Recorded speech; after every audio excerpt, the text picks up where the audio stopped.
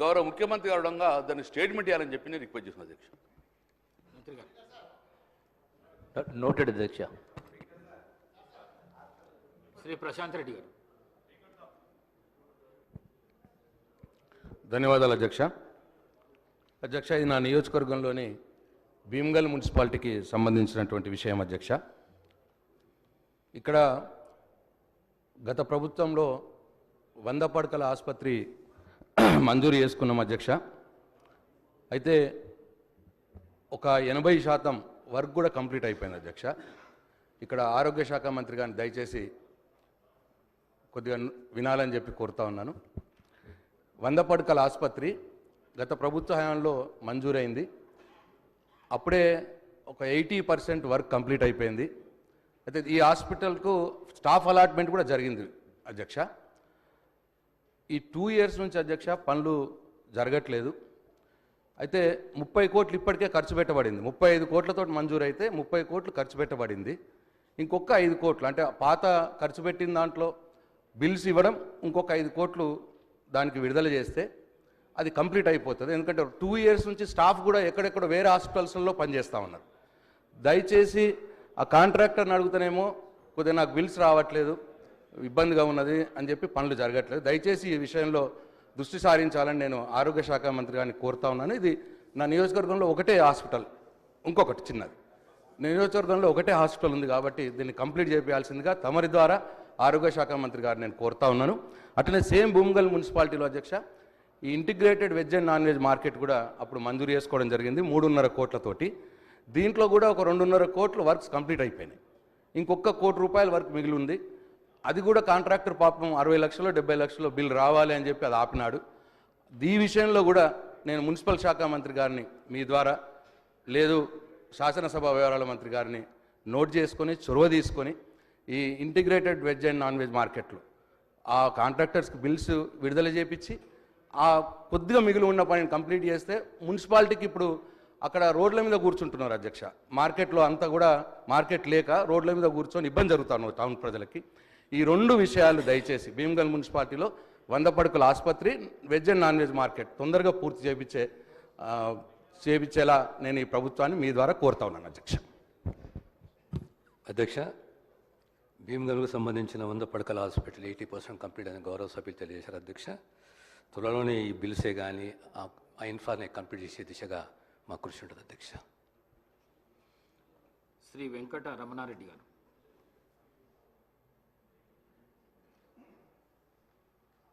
అధ్యక్ష,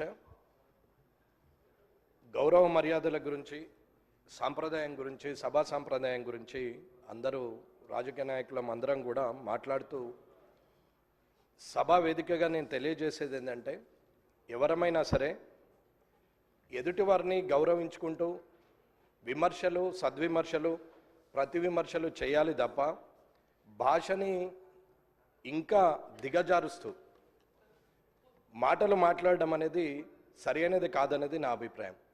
కొత్తగా వచ్చిన నాలాంటి వారు 57 మంది ఈ అసెంబ్లీలో ఉన్నారు. మిమ్మల్ని చూసి మేము నేర్చుకోవాలి కానీ మీరు మాట్లాడే భాష ద్వారా ఇంకొక 4 పదాలు కలిపి దిగజారిపోయే భాషను మాట్లాడేంతటి మాటలు మాట్లాడడం బాగుండదని అనుకుంటున్నాను.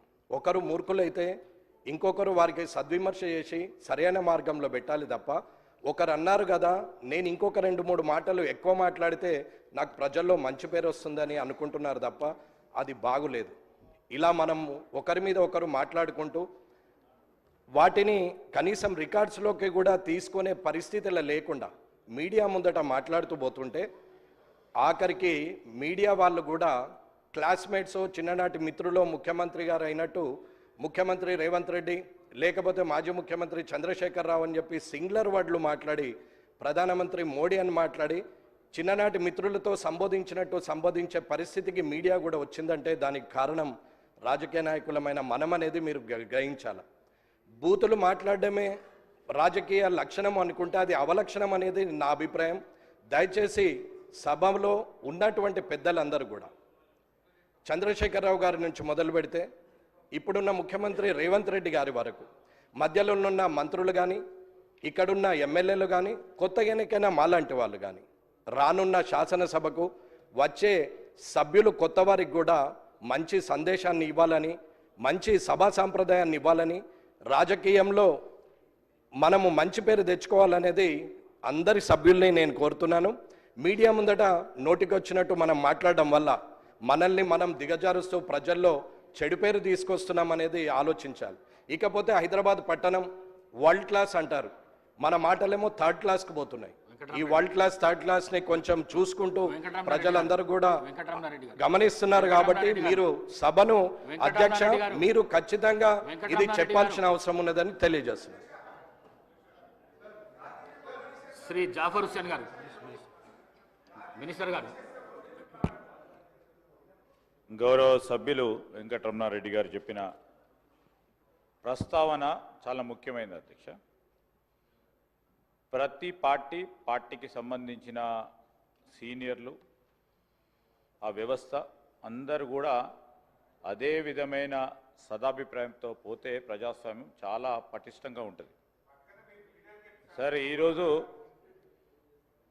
వారు అనుభవం గల నాయకులు అధికార పక్షంలో ఉండి అనేక సందర్భాల్లో కూడా నేను చెప్తా ఉన్నప్పటికీ ఈరోజు ఎవరు మాట్లాడినా తప్పేమంటున్నాము సార్, ఎవరు మాట్లాడినా తప్పేమంటున్నారు. ఆ ప్రస్తావన సార్, ఆ ప్రస్తావనకు సంబంధించి వెంకటరమణారెడ్డి గారు చేసిన ప్రస్తావన గురించి నేను ప్రజాస్వామ్యానికి సంబంధించిన అంశం విషయంలో వారు కూడా ఒక హెల్దీ ప్రాక్టీస్ని చేసుకోవాలని వారు కోరిరు.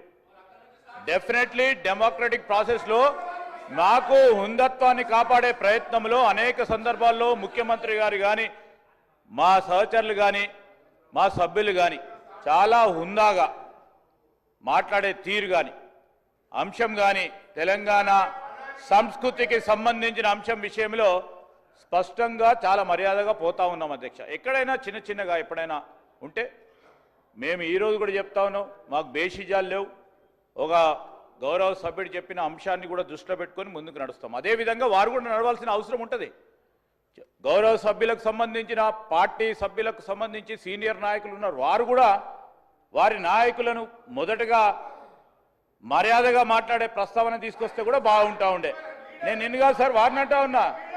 ఈరోజు ఈ గౌరవ సభ్యులకు ఈరోజు ప్రస్తావన చేసినప్పుడు మీ పార్టీ సమావేశాల్లో నా వెంకటరమణారెడ్డి గారిని కోరుతా ఉన్నాను, మీ పార్టీ సమావేశాల్లో మీకు సంబంధించిన మీ సీనియర్ నాయకులను కూడా కోరండి. First put your house order in first కేసులో, దాని తర్వాత ప్రస్తావన తీసుకొద్దాం, 10 మందికి చెప్దాం.